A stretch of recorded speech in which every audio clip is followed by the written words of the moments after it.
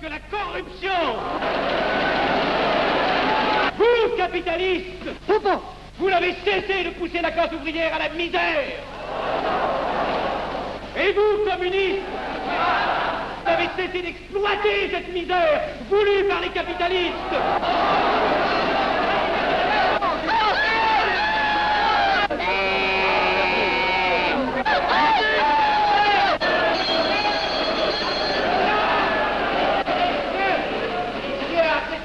Et vous tous, parlementaires, désuets et périmés, n'insultez pas le parlementarisme.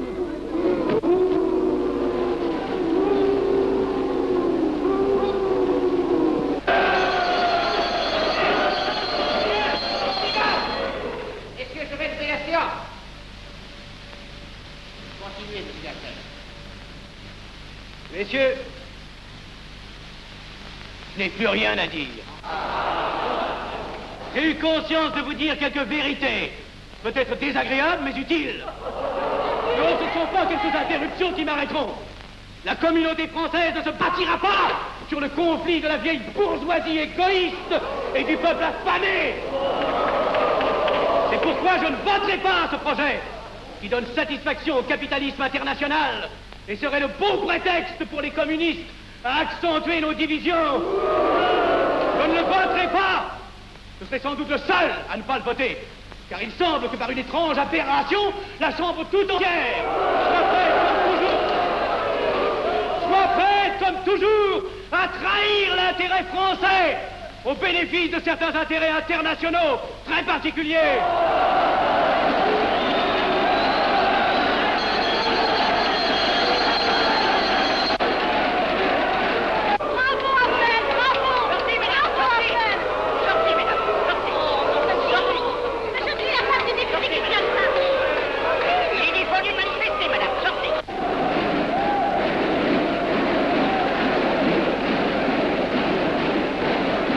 Il a du courage, ce petit Hafnel.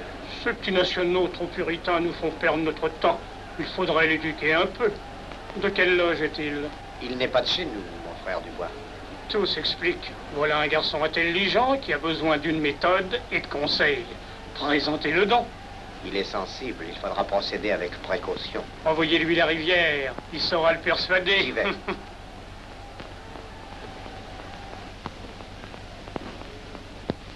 Mon cher vénérable, nous avons un service à vous demander. Enfin, dis donc, je vous suis tout dévoué. Le jeune Hafnel qui vient de parler assez brillamment devrait subir les épreuves de l'initiation. La maçonnerie lui apporterait beaucoup et le disciplinerait. Ne croyez-vous pas? J'y pensais déjà. Nous allons nous en occuper activement. Alors, je suis brisé. Comment avez-vous trouvé mon discours? Excellent. Vous leur avez dit de fort bonnes vérités. Ouais, ça n'a pourtant servi à rien, ils ont voté le projet. Ça ne sert jamais à rien de dire la vérité. Les gens n'aiment pas la vérité. Ils préfèrent de beaucoup les mensonges. Vous êtes cynique. Non. J'ai une certaine expérience politique, déjà ancienne. À propos, voulez-vous venir un peu avec moi? J'ai quelque chose à vous dire. Volontiers.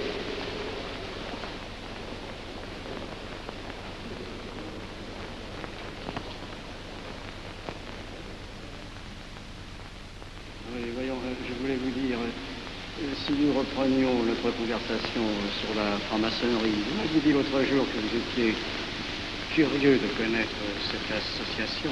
Ah oui, on en dit tantôt du bien, tantôt du mal. Je vous avoue que je n'aime pas beaucoup les sociétés secrètes. Ah, la franc-maçonnerie n'est pas une société secrète. C'est une société discrète.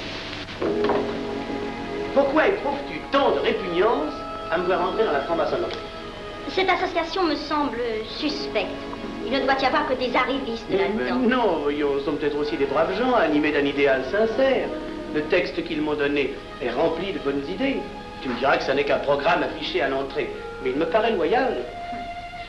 Tu es un honnête homme, mon chéri. Mais tu as un grand défaut. Ah, et lequel? Tu ne vois jamais le mal. Tu imagines que les autres sont bons comme toi-même. C'est pourquoi tu as toujours des déceptions. N'importe, je suis décidé à tenter cette expérience. Alors fais-la. Je souhaite me tromper. Quand vas-tu te présenter chez ces gens? Mercredi. Déjà.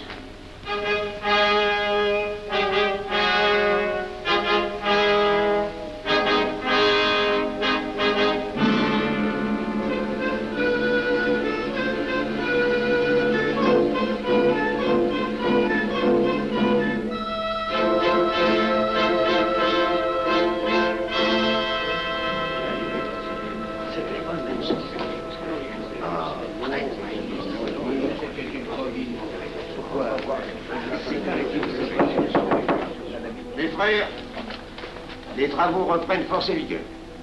La tenue du comité a voté l'interrogatoire du profane Abnel. Nous allons lire les rapports confidentiels de nos enquêteurs. Pierre Abnel, né en 1902 à Laval, a fait sa première communion. Oh, mon frère, je vous en prie. Mais déclare ne pas pratiquer régulièrement. A même cessé de fréquenter l'église. Très bien. Mais s'avoue spiritualiste.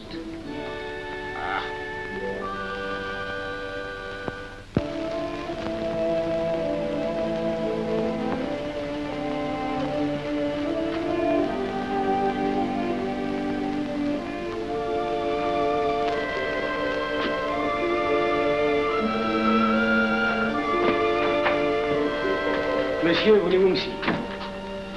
Permettez-moi de vous bander les yeux.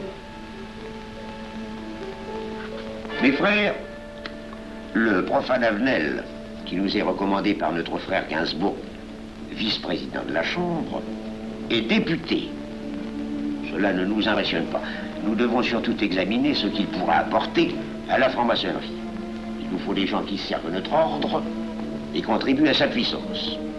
Pour l'instant, il paraît afficher des idées nationales un peu trop absolues. Mais enfin, je voudrais vous prévenir d'une chose. Comme il est de notre intérêt de tenir en main un grand nombre de parlementaires, il vaudrait peut-être mieux ne pas lui poser des questions qui pourraient le choquer. On nous le signale comme assez sensible sur les questions spirituelles ou religieuses. Quand il aura travaillé quelque temps parmi nous, il aura évolué.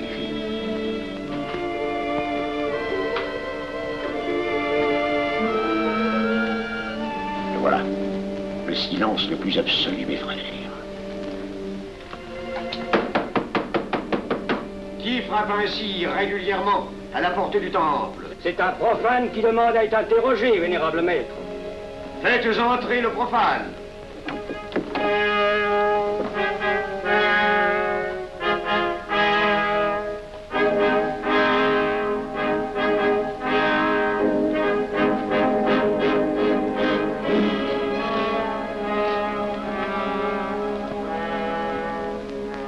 Monsieur, vous avez déclaré vouloir faire partie de la franc-maçonnerie. Mais nous désirons savoir qui vous êtes. Nous allons donc vous interroger sur vos sentiments, vos croyances, vos idées politiques. Répondez-nous sans vous troubler, mais en nous disant la plus stricte vérité. Consentez-vous à cet interrogatoire? J'y consens. Monsieur, croyez-vous en Dieu? Et pourquoi? Il semble être déçu par ce premier contact avec la maçonnerie. Mais l'interrogatoire est assez pénible. J'ai dû paraître ridicule. Vous vous trompez. D'autres qui sont passés avant vous ont moins bien répondu. Vous avez été reçu avec une majorité convenable, 16 voix contre 10. Comment, j'ai eu 10 voix contre moi? Non, non. 2 seulement. 2. Mais les voix d'opposition comptent pour 5. Ah, un opposant de plus, et vous étiez blackpoolé. La maçonnerie est difficile sur le choix de ses candidats. Pas assez, mon cher, pas assez. Je dois même vous avertir que lorsque vous serez en loge, vous serez déçu. Le milieu maçonnique est épouvantablement médiocre. Vous verrez que vous nous apporterez plus que vous ne recevrez. Mais ces rites dont vous m'avez parlé, ces initiations mystérieuses... De bêtises. Il y en a qui y attachent un certain sens symbolique. La plupart des maçons rient eux-mêmes de ces vieilles pratiques désuètes. Seulement, le jour de votre initiation, tenez-vous bien, les épreuves de la cérémonie ne sont pas commodes.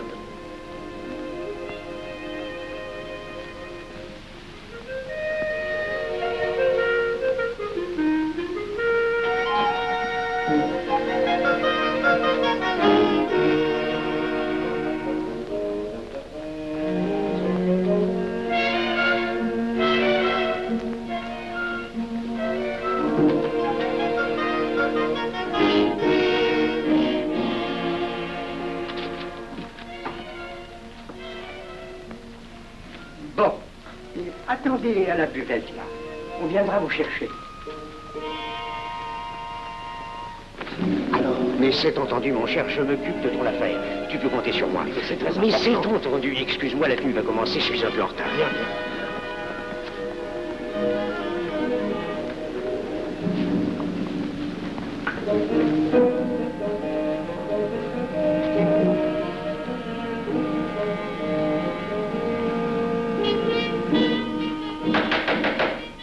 Prenez place, mes frères, nous allons ouvrir les travaux. Mon frère Durand, veuillez prendre place à l'ordre.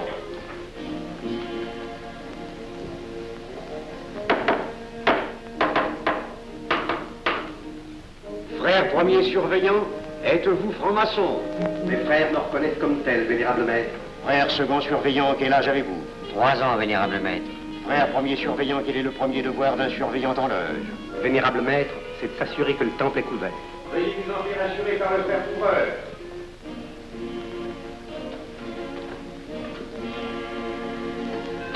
Le temple est couvert, vénérable maître. Frère second surveillant, quel est le second devoir des surveillants en loge? Vénérable maître, c'est de s'assurer que tous les frères présents sont membres réguliers de la loge ou visiteurs connus. Debout, et alors, mes frères. Frère premier et second surveillant, assurez-vous que tous les frères rangés devant vos colonnes sont membres réguliers de la loge ou visiteurs connus.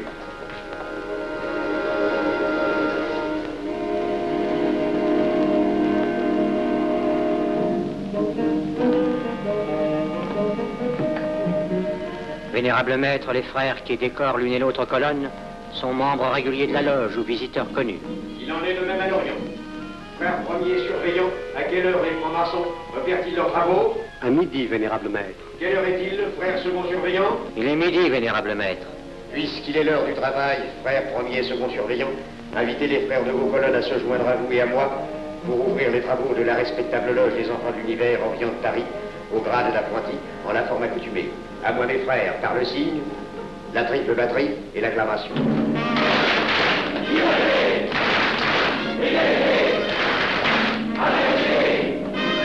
Prenez place, mes frères, les travaux sont ouverts. Mes frères, l'ordre du jour appelle l'initiation du profane Avenel. L'atelier a voté dans une précédente tenue la mission du dit profane. Nous allons donc ce soir le recevoir solennellement. Mon frère couvreur, veuillez aller chercher le profane Avenel qui a écrit son testament philosophique dans le cabinet de réflexion.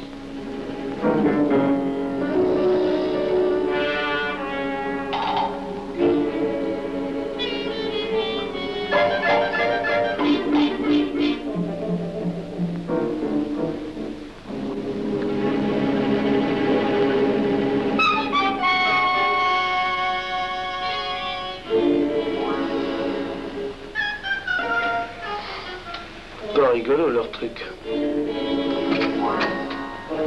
Monsieur, veuillez me suivre.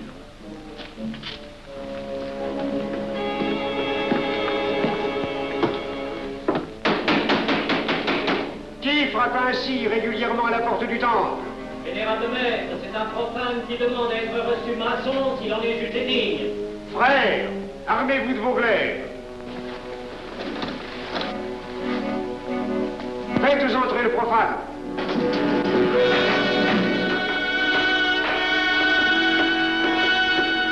Laissez-vous, monsieur.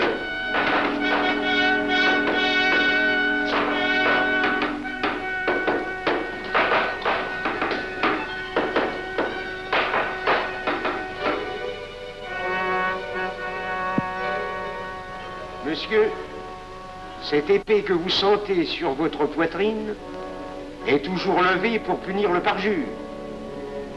Elle est le symbole du remords qui déchirerait votre cœur si vous deveniez traître à la société dans laquelle vous voulez entrer. Est-ce de votre propre volonté, en pleine liberté, que vous vous présentez parmi nous? Oui. C'est une institution qui ne procède que d'elle-même. Elle prend sa force dans la raison. Persistez-vous toujours dans vos intentions?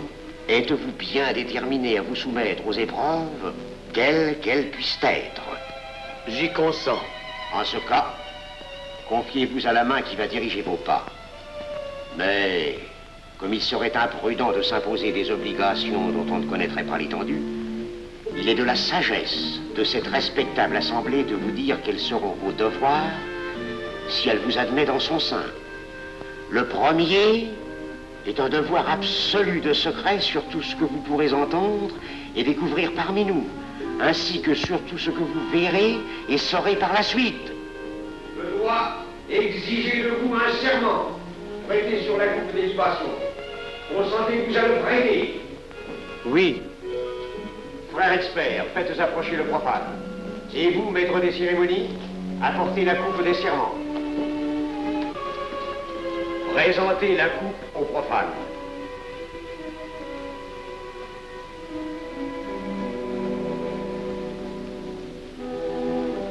Prononcez avec moi le serment. Je m'engage sur l'honneur, au silence le plus absolu, sur tous les genres d'épreuves qu'on pourra me faire subir. Je m'y engage. Vous devez connaître toute l'importance d'un serment. Si jamais vous manquiez à une parole aussi solennellement donnée, buvez.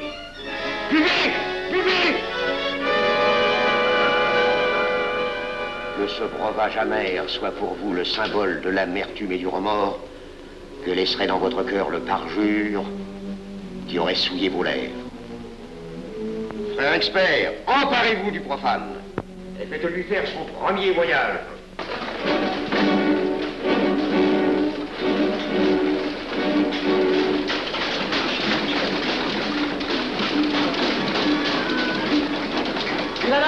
C'est un profane qui demande à être reçu maçon. Comment ose-t-il l'espérer? C'est qu'il est libre et de bonne mœurs. Puisqu'il en est ainsi, qu'il passe.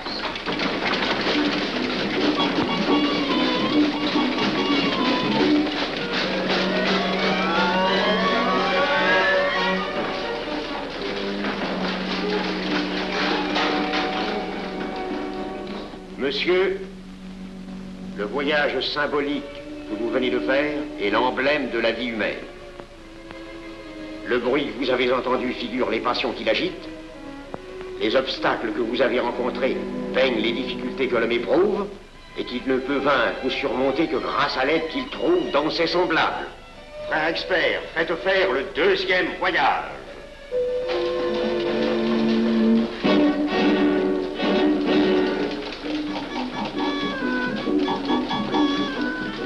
Qui va là? C'est un profane qui demande à être reçu maçon. Comment ose-t-il l'espérer? C'est qu'il est libre et de bonne mœurs. Puisqu'il en est ainsi, qu'il passe et qu'il soit purifié par l'eau.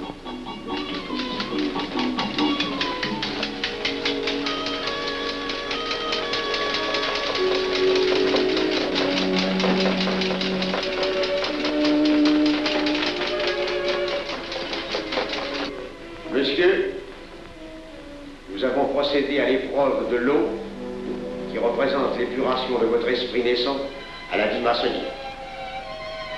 Votre cœur doit être limpide comme l'eau pure. Frère expert, faites faire le troisième voyage.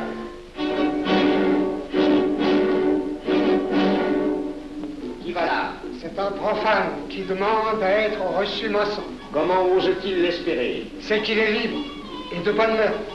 Puisqu'il en est ainsi qu'il passe par les flammes.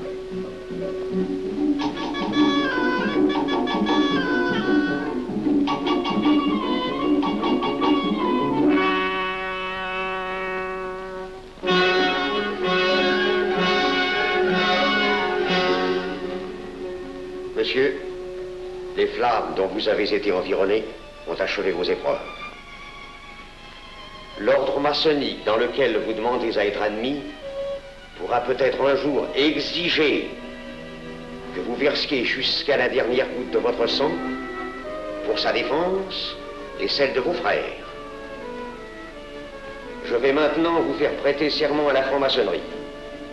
Frère expert, amenez le profane à l'autel. Mes frères, debout, à l'ordre et glaive aux mains.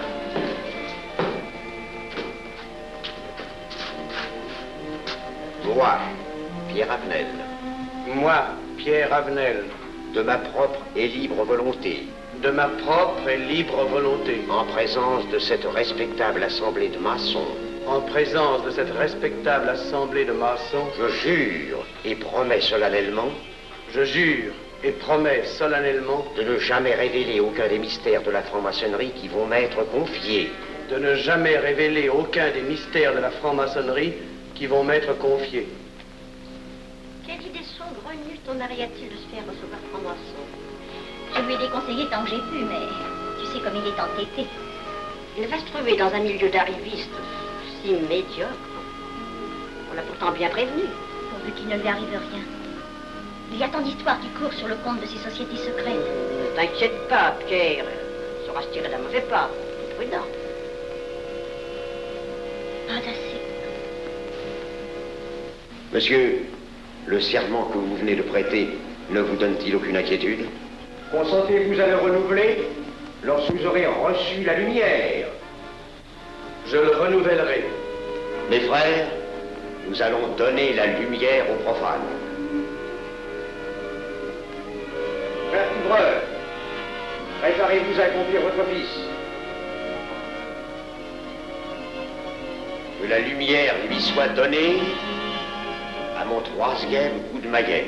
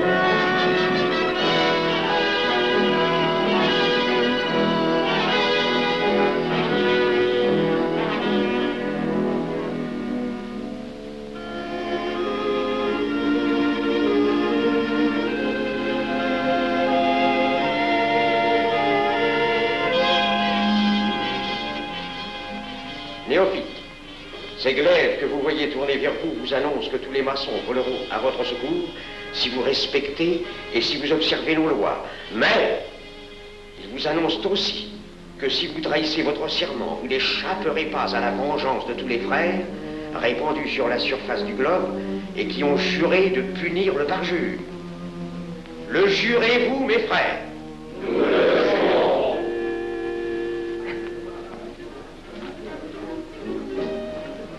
Mes frères, à la santé de notre nouveau frère. À votre santé.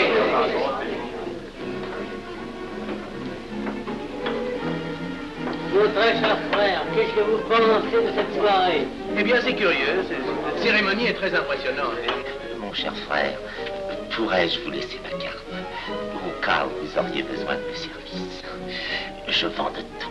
De la bonneterie, des chaussures, du savon à des prix invraisemblables. Tu permets, mon cher Lévi-Stein? Je t'en prie. Mon frère Avenel, nous allons bientôt vous mettre à contribution. Oui, un de nos amis de notre loge voudrait un bureau de tabac. Le Grand Orient est submergé de demandes en ce moment. Avec vous, ça ira peut-être un peu plus vite. Volontiers. Je vous remercie. Ah, dans quelque temps, je vous parlerai aussi d'une autre affaire. Depuis plusieurs années, j'ai droit à la Légion d'honneur. Je ne m'en suis jamais occupé, je n'ai pas voulu déranger nos amis pour ça. On leur demande déjà tellement de choses, n'est-ce pas? Vous m'aiderez? À votre service. Merci beaucoup. Alors, au revoir. Ah non, pas comme ça. Voyez-vous, des petits coups secs avec le pouce, là, comme ça. Pam, pam, pam. Essayez. Pam, pam, pam. Et ben voilà. Avec ce signal-là, on ouvre toutes les portes.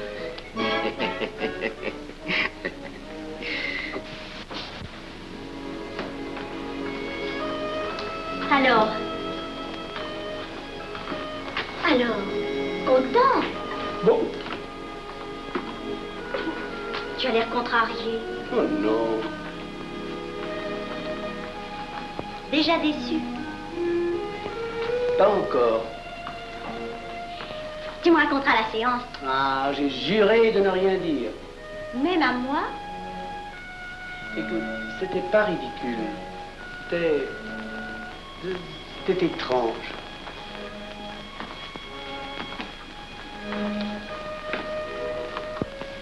Mon chéri.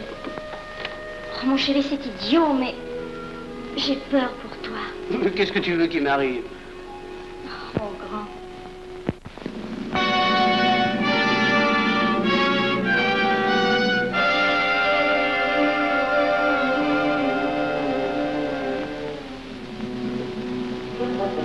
Mon très cher frère Avenel, vous êtes député.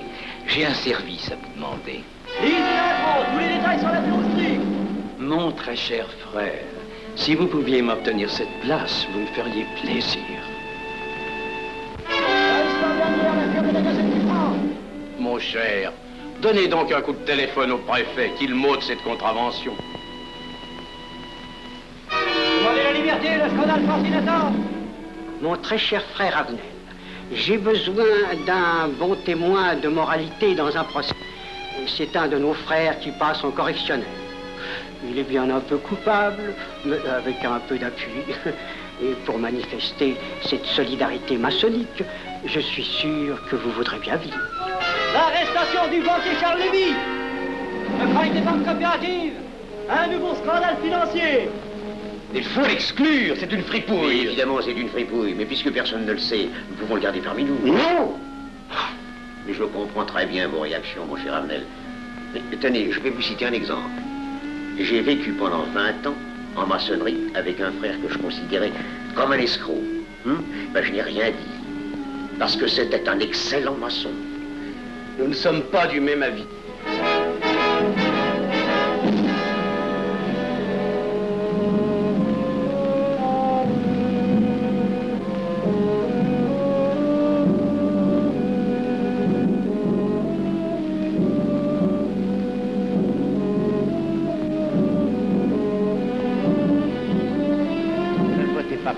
Pourquoi?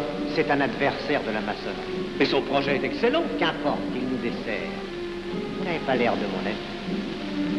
Non. Non, non et non, je ne ferai pas ce que vous voulez. Un vous demande de vous conformer à la discipline républicaine. La discipline républicaine et maçonnique.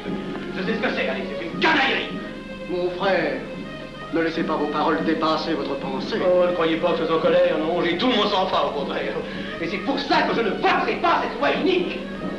Vous détruisez ce pays en l'empoisonnant doucement. Mais vous ne parlez pas sérieusement. Mais vous ne comprenez donc rien.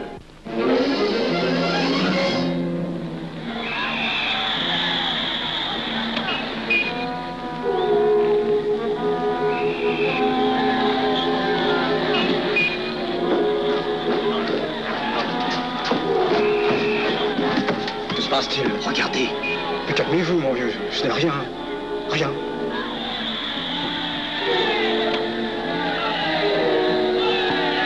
Que croyez-vous qu'on doit faire? Rien. Surtout rien. Pas de pareil cas, il faut attendre. Et croyez-moi, il n'y aura pas d'incident. Tous ces gens vont rentrer se coucher. Ils sont fatigués, le barquerier.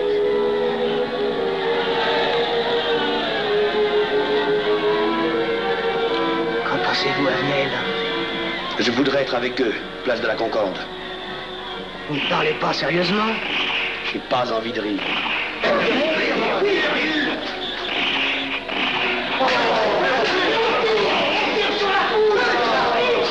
Il faut arrêter ça, oui. Mais sans doute. Il faut arrêter ça.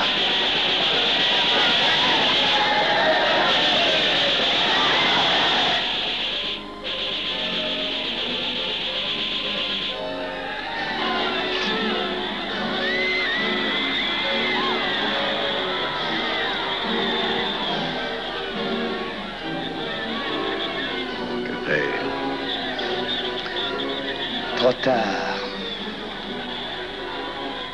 On tire encore. C'est pour feu.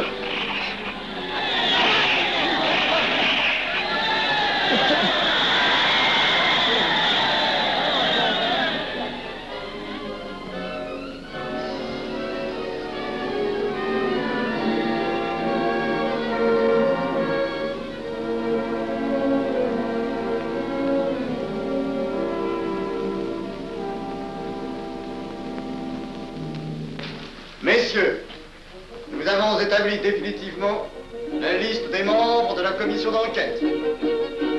Tout le monde est bien d'accord pour la soumettre au vote de la Chambre. Pas d'objection? Le projet est accepté à l'unanimité. La séance est levée.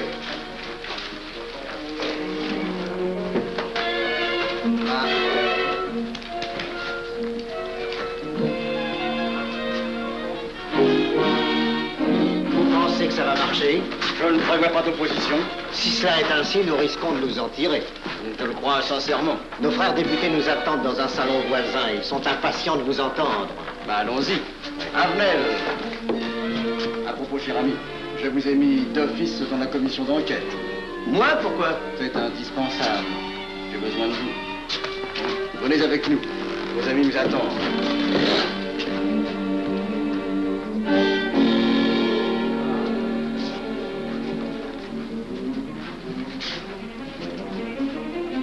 Mes frères, puisque nous sommes entre nous, je puis vous dire bien confidentiellement que nous allons traverser ces événements graves sans trop de dommages. La commission vient d'accepter tout à l'heure les listes que nous avons proposées pour la commission d'enquête. Beaucoup de nos adversaires en font partie, mais dans l'ensemble, les maçons sont encore en majorité. Rassurez-vous donc, ni la République ni la maçonnerie ne sont perdues. Elles ont traversé une crise grave. Elles sortiront renforcées de cette épreuve. Merci.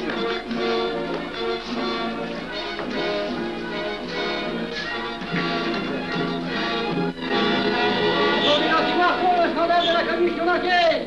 Demandez l'anti-Marchon, le scandale de la commission d'enquête! Vous me demanderez successivement le Quai d'Orsay, la Banque de France, l'état-major, le secrétaire général du Parti radical socialiste, le temps et les usines d'aviation Guerlain. Bien, monsieur.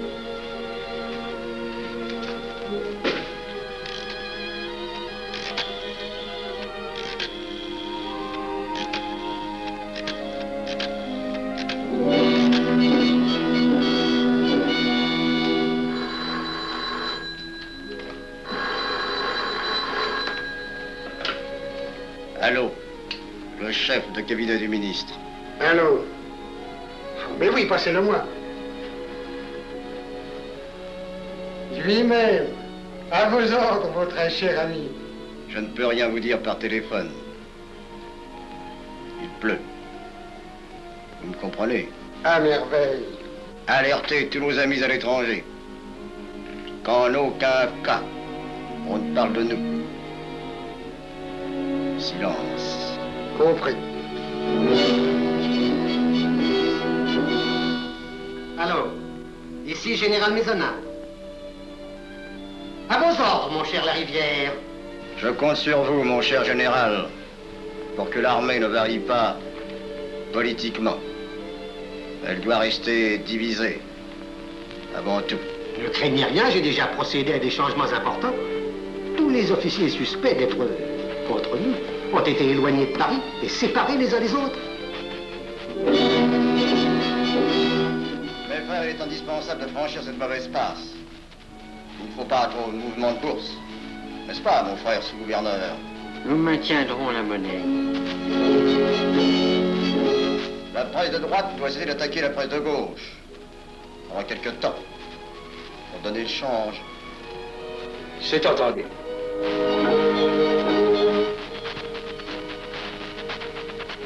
Les partis de gauche doivent faire entente avec ceux du centre. Et ceux de l'extrême gauche. De la sorte, nous contrôlons le peuple. Bloc populaire. Mieux. Front populaire. Bien. Quant à vous, mon cher Garlet, j'ai reçu ce matin une communication de l'étranger. On nous demande d'envoyer immédiatement du matériel d'aviation en Espagne. Moyennant quoi nous aurons tous les appuis politiques nécessaires. Même nos prototypes. Surtout nos prototypes. Ne croyez-vous pas que ce serait dangereux pour notre défense nationale? Faites ce que je vous dis.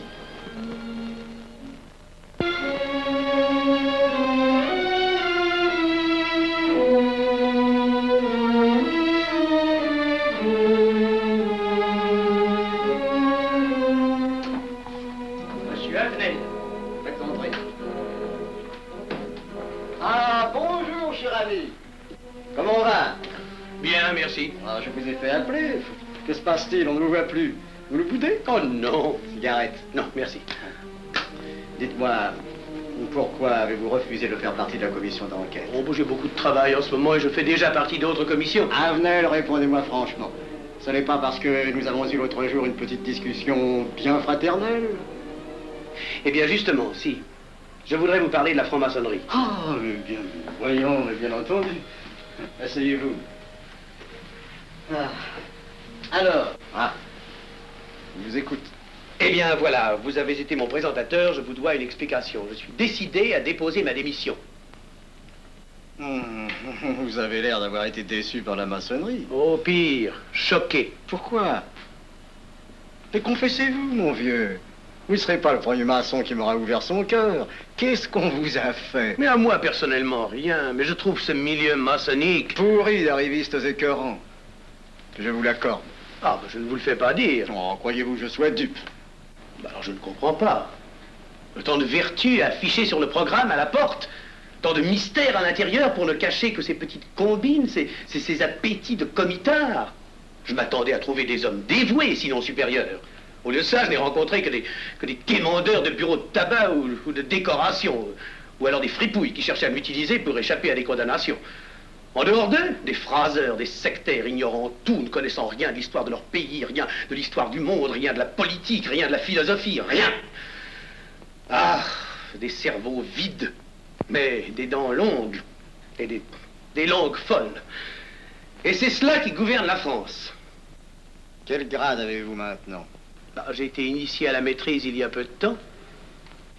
Eh bien, si vous avez le courage de vivre encore quelques années dans la médiocrité des ateliers bleus, vous passerez ensuite aux ateliers supérieurs. C'est mieux? C'est autre chose. Voyons, vous êtes 33e, n'est-ce pas? C'est le grade le plus haut dans la maçonnerie. Mon petit Avenel, je vais vous révéler, quoique je ne le doive pas, ces fameux secrets maçonniques dont on fait tant de mystères. En maçonnerie, on cache tout aux petites gens. En bas, vous ne savez rien. En haut, vous commencez à voir un peu plus clair dans le jeu mondial. Moi-même, je ne suis pas totalement éclairé sur les intentions des dirigeants de notre ordre. Et quand je dis dirigeants, je me trompe. Il n'y a pas de chef chez nous. Il n'y a que des exécutants. Je suis un pion sur un échiquier, j'accomplis une fonction. Je reçois des messages. J'obéis. Je transmets. J'agis. Mais qui dirige? Personne. C'est beaucoup plus compliqué et simple en même temps qu'on ne pense. Qu'est-ce que la maçonnerie?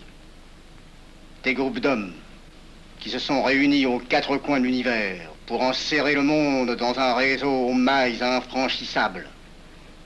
Nous sommes 50 000 en France, 500 000 en Angleterre, 3 millions en Amérique, c'est peu. Mais c'est énorme, parce que nous formons un bloc uni d'une seule volonté. Nous rayonnons partout, nous commandons partout. Ici, 300 parlementaires sont francs-maçons. En Angleterre, le roi fait partie de notre ordre. Aux États-Unis, le président est 32e. Il n'y a pas un pays où nous n'ayons nos appuis secrets, nos hommes, nos banques, nos groupes dévoués. Et ceci n'est rien. Je ne vous montre là de la maçonnerie que la puissance physique. Il y a peut-être autre chose.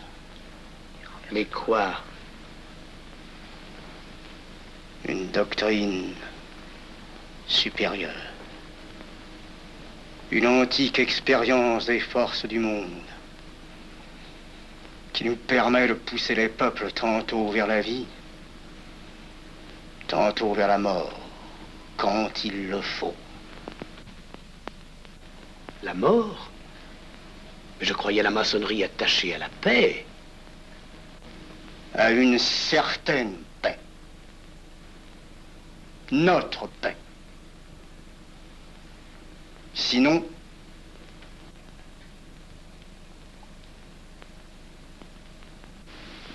alors, cette démission? Je vais réfléchir.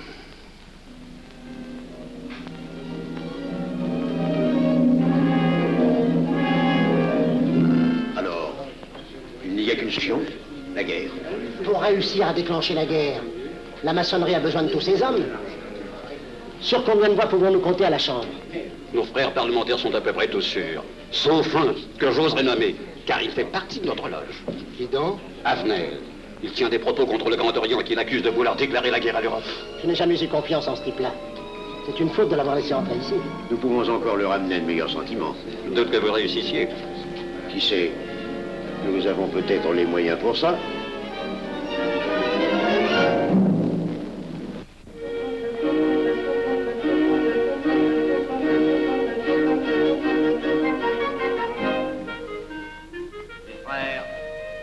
L'aviation allemande n'a pas d'appareil. Plus de 2000 accidents d'avion l'année dernière en Allemagne. La ligne Siegfried est à peine construite. Les tanks allemands marchent difficilement. Un détail entre autres qui m'a été rapporté par un de nos frères.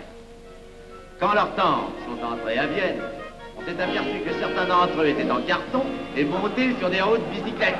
Croyez-moi, mes frères, il nous serait facile d'abattre le national-socialisme dont les exigences sans cesse accrues deviennent intolérables.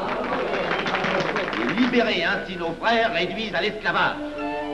Jamais nous n'avons été plus près. En 15 jours, nous réglerions le sort de l'Allemagne. Notre loi régirait l'Europe définitivement. Notre victoire est sûre. C'est faux. C'est faux. Silence. Ce que dit cet homme est faux. Mon frère, je vous rappelle alors, vous n'avez pas la parole. Je le sais. Je suis député et membre de la commission de la défense nationale. Je ne peux pas laisser se prolonger un discours aussi manifestement erroné. L'appréciation de monsieur, de notre frère, Liechtenstein. Oui, si vous voulez. Sur l'état de l'armée que possède l'Allemagne sont des mensonges. Et ajouter foi serait de la stupidité. Mais pourquoi vouloir une guerre entre l'Allemagne et la France? Mon frère, vous n'avez pas la parole. Peu m'importe. Mais je tiens à dire qu'aucun motif réel de conflit ne peut être invoqué. Vous le direz tout à l'heure, après l'exposé de notre frère. Non, je le dirai immédiatement, avant d'entendre des stupidités bellicistes. Oh. Mais vous tous, maçons, vous poussez à la guerre.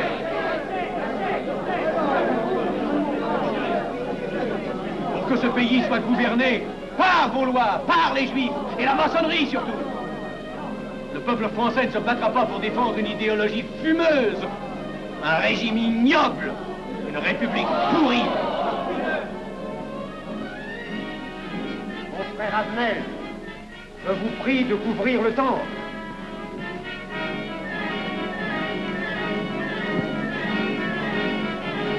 Vous êtes tous des menteurs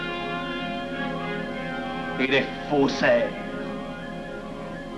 Tout chez vous n'est qu'une sinistre comédie.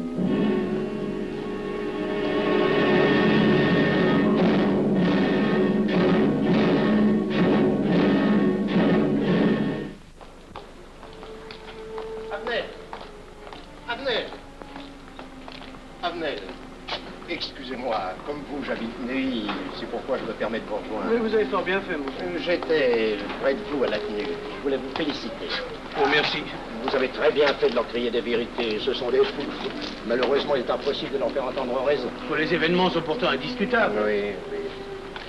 Dites-moi, j'ai des documents confidentiels sur l'action actuelle de la maçonnerie qui peut-être vous intéresseraient. Des documents? Oui, oui, des documents.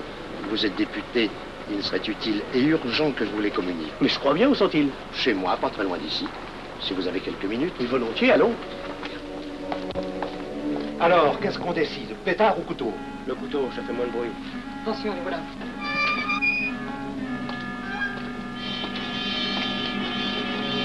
Un instant, je vais voir si...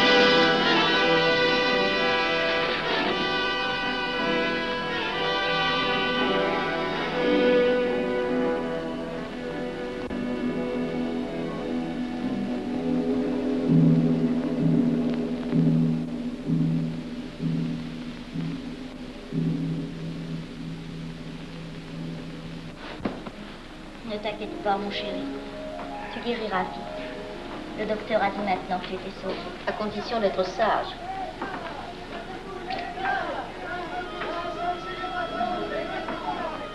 Qu'est-ce qu'on entend? C'est la mobilisation générale, mon chéri. Quoi, la mobilisation? Ne t'agite pas, je t'en supplie. Je n'aurais pas dû te le dire, mon Dieu.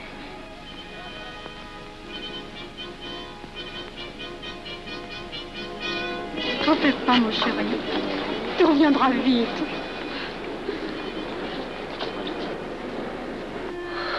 Les brutes. Ils sont arrivés. Ils ont réussi à déclencher leur guerre. Ne bouge pas. Tes plaies sont à peine fermées. Si j'étais pas tombé sous les coups de ces criminels, j'aurais peut-être pu arrêter ça. Mais non, tu n'aurais rien pu empêcher, mon chéri. Ces hommes sont plus forts que toi. Ils ne t'auraient pas manqué.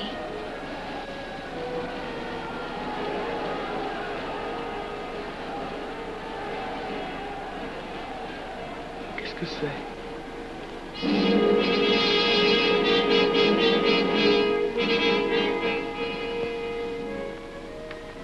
Les malheureux. S'ils savaient ce que je sais.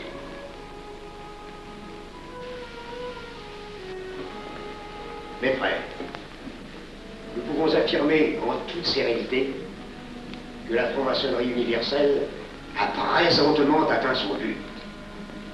Cette guerre qui est la nôtre est déclarée. Elle doit aboutir au triomphe de notre ordre. Il importe que le monde soit définitivement gouverné selon nos méthodes et par nos idées. Debout et alors. Frère premier surveillant, à quelle heure ferme-t-on les travaux? À minuit, vénérable maître. Quelle heure est-il, frère second surveillant? Minuit, vénérable maître. Puisqu'il est minuit et que nous avons accompli notre œuvre, je déclare les travaux clos à mon coup de maillet. Retirons-nous en paix, mes frères, sous la loi du silence.